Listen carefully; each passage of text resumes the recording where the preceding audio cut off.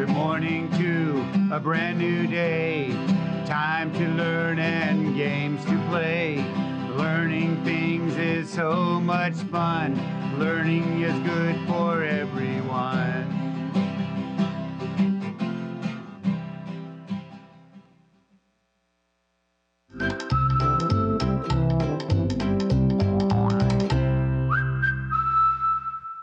Good morning, third grade. My name is Mrs. Nix, and I am so excited to be here with you to help you to become amazing thinkers, readers, and writers.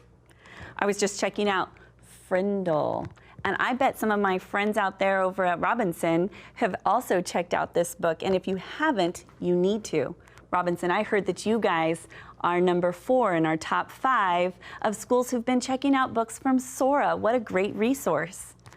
Let me go back to my story here, Frindle. Do you like to create and make up new words? Have you ever made up a new word in your family and all of a sudden it kind of takes a life of its own?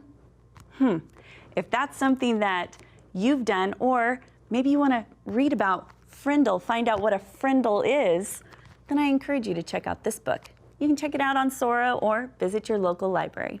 All right, third grade, are you ready to start your morning? All right, we've got 3 different things that we're going to go through this morning. We're going to look at some silent letters, we're going to look at some possessive nouns, and then finish off with some prefixes. Okay, let's warm up those super smart muscles that you've got, those brains. Let's get out our high frequency words. Let's go through and we're going to read them, remembering that we need to not only be able to read them, but we need to be able to spell them. So be responsible for your learning. If there's something that you go, I need to practice, jot it down. Practice it throughout the week. I know you can do it. All right, let's look at them. Here we go. Read them big and loud with me. From, full, funny, gave, get, give, go, goes, going, good. Excellent job. All right, today we're going to look at 2 words. We're going to look at funny and gave. Funny is F-U-N-N-Y, and gave is G-A-V-E. Okay, help me put them in a sentence. Let's make sure we're thinking today. My teacher is when she tells us jokes. Do you already have an idea as to what word goes there? What was that clue? Did you see the word jokes? Yeah, did that make you think of the word funny? Let's try it. My teacher is funny when she tells us jokes. Yeah, that makes sense. Let's try gave here. My friend gave me half of her cookie. Does that make sense? Yeah, great job. All right, third grade. I can tell you guys are already warmed up, you're paying attention, and you're trying so hard. Great job. Okay, let's go through and let's look at and practice reading some words with silent letters. To be with the spirit of the holiday, we're going to call them ghost letters. Woo, kind of fun for Halloween, right? So this just simply means that these are letters that you can see them, but they don't say their sounds. All right, let's look at some. We visited a few of them yesterday. I'm going to come down here. I'm going to look at my lower half of my poster. So right here, what is this word? Autumn. Autumn. It's just like what we're in right now, the season that we're in. It's another word for fall, right? But when we look at autumn, do you hear the N? No, it's like our little ghost. We don't say that, autumn. There's no N. All right. How about this word here? What do we see? Half. Do we say health? No, we don't say health. We say half, and our little ghost covers it up, and we just say half. It's a ghost letter. How about this next one? Do you know this word? It's kind of a funny word, right? Dumb, right? Okay, so dumb, we don't say dumb. It's just dumb. So our B is our little ghost letter. Did you see how that is? Could you be a little detective as you're reading and try to find some of your own little ghost words? I encourage you to do that today. Okay, let's go through and let's talk about singular and possessive plural nouns. I'm going to move this down here so it's out of our way. Awesome. So just a reminder of a few things that we went over yesterday. We talked about what is a possessive pronoun. Well, possessive just simply means that it shows ownership, belongs to someone, right? And then there's a few rules that we have to follow when we want to be able to communicate that in writing. When we're speaking, it all kind of sounds the same. But when we're writing, a writer has to tell the reader, they give some clues to the reader so that the reader knows, that belongs to them. And they use an apostrophe to do that. The first one that we're going to talk about is if our noun is singular, meaning that there's just one. For example, in a singular possessive pronoun or possessive noun, that it's formed by adding an apostrophe and an S. So for example, a girl's book. We add apostrophe S. It's just one girl, and the book belongs to the girl. So we would say a girl's book, and it's got the apostrophe S. You see it?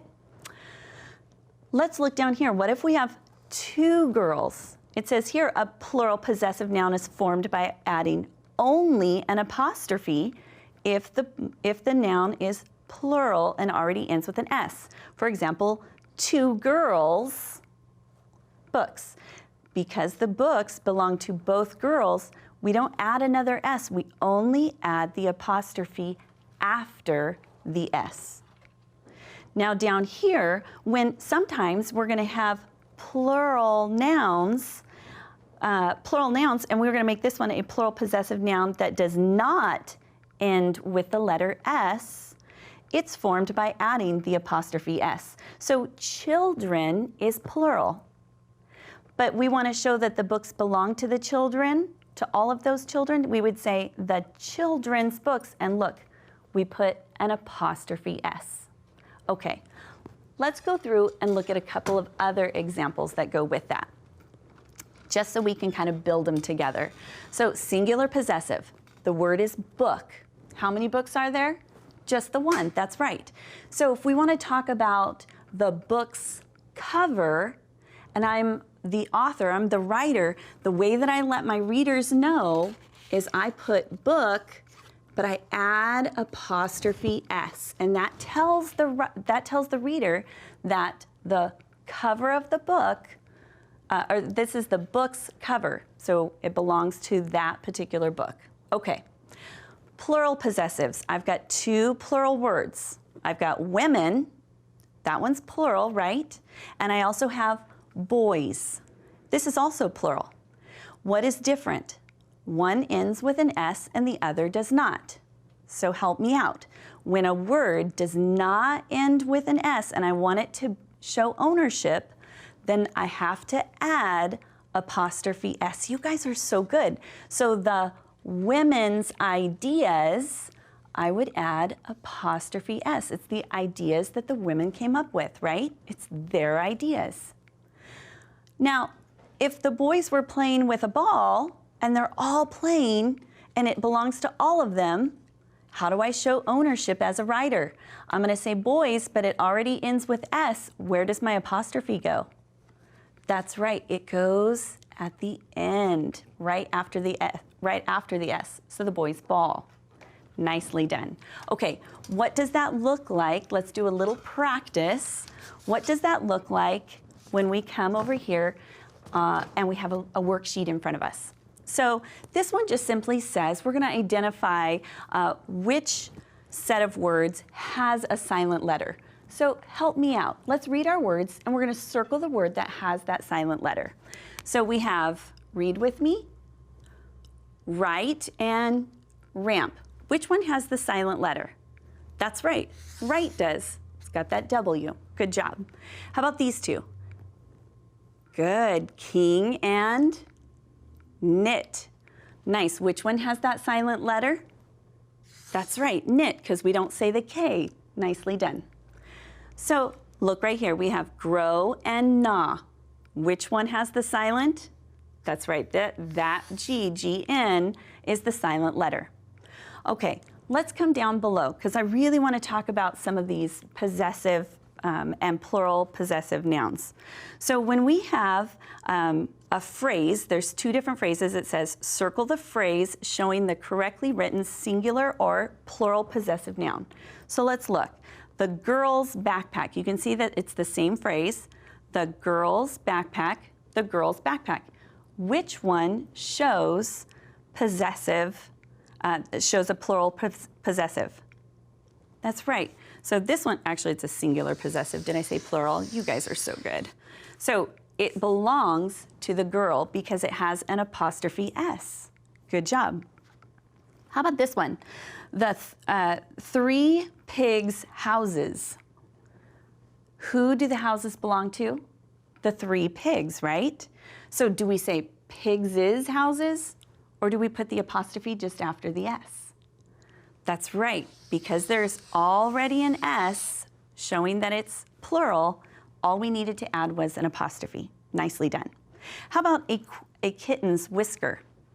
Now here's a tricky one, right? Because you look over here, a kitten's whisker, and you might think to yourself, well, I just need to put the apostrophe after the S. But that would mean that there were several kittens, right?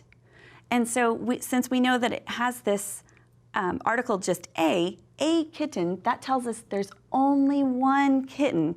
So we're only talking about a single kitten's whisker. Here's the trickiest one of all. Our class's pet.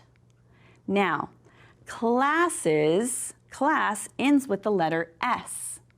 And I'm going to tell you, we want to make this, it's a single class, and we want to make sure that we are showing that it shows ownership. So we are not adding ES, we are adding apostrophe S. Look how many S's are in classes. That looks kind of funny, right? Okay, that's okay. Okay, third grade, I just want to finish off just reminding us a little bit about prefixes, base words, and suffixes, and that our prefixes that we've been practicing this week are re, dis, and un, and that a prefix is just a small group of letters that go at the beginning of a word, and they change the meaning. So if I had the word like, if I want to put dis in front of it, which means not, then I would say dislike, and that simply means to not like.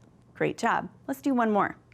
If I had happy as my base word, but I want to change it to not happy, I would add un, and it would be not happy.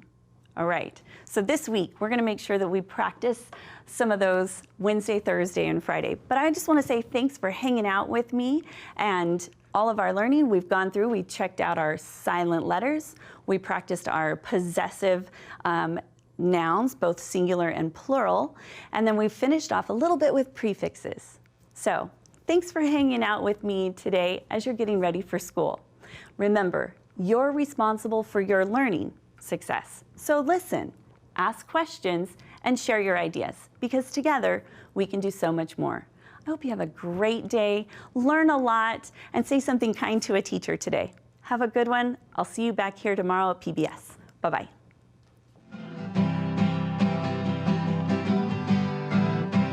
Good morning to a brand new day. Time to learn and games to play. Learning things is so much fun. Learning is good.